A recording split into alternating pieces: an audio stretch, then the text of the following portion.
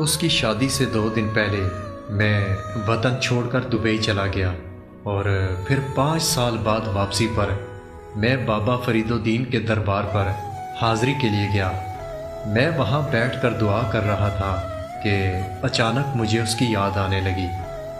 اتنے سالوں بعد مجھے اس کی یاد آئی۔ اس کی یاد نے میری طبیعت خراب کر دی، میرا دم گھٹنے لگا۔ میں دربار کے ایک کونے میں جا کر بیٹھ گیا۔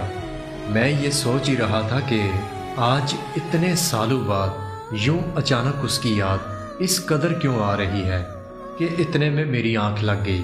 پھر جب میری آنکھ کھلی تو وہ بالکل میرے سامنے کھڑی تھی۔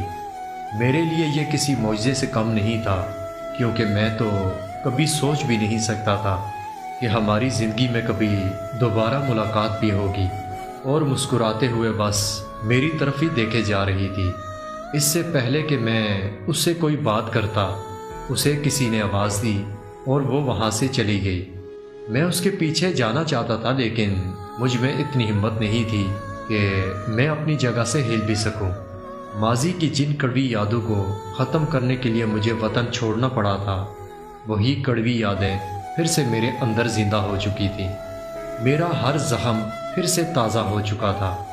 میری حالت مزید خراب ہونے لگی اور میں بے ہوش ہو گیا، اور پھر جب مجھے ہوش آیا تو میں پھر سے وہی لیٹا ہوا تھا۔ دربار سے گھر آ کر میں ایک عجیب سی کشمکش کا شکار ہو چکا تھا کہ دربار پر ملاقات محض ایک اتفاق تھا یا پھر خدا کی مرضی۔ اس بات سے نکلنے کے لیے اس کو دیا ہوا وعدہ مجھے توڑنا پڑا، اور مجھے اس کے گاؤں اس کے ماں باپ سے ملنے جانا پڑا۔ وہاں جا کر مجھے یقین ہوا کہ ہمارا ملنا محض اتفاق نہیں تھا، بلکہ اس میں خدا کی مرضی تھی۔ اس کے گھر والوں نے بتایا کہ وہ تم سے شادی کرنا چاہتی تھی، لیکن ہم لوگوں نے صاف کہہ دیا تھا کہ خاندان کے باہر شادی نہیں ہو سکتی، اور پھر ہم لوگوں نے اس کی شادی خاندان میں طے کر دی۔ اس نے بہت زیادہ شور مچایا تھا، مگر ہم نے اس کی ایک نہ سنی۔ کاش تب ہم اس کی بات سن لیتے، آج وہ ہمارے میں زندہ ہوتی۔ اس کے گھر والوں کی یہ بات سننے کی دیر ہی تھی کہ میرے رونگٹے کھڑے ہو گئے۔ انہوں نے بتایا کہ وہ اپنی شادی والے دن زہر کھا کر مر گئی تھی۔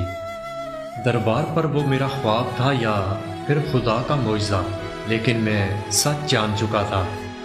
جسے میں بے وفا سمجھ رہا تھا، اسی نے تو محبت میں اپنی جان دے دی۔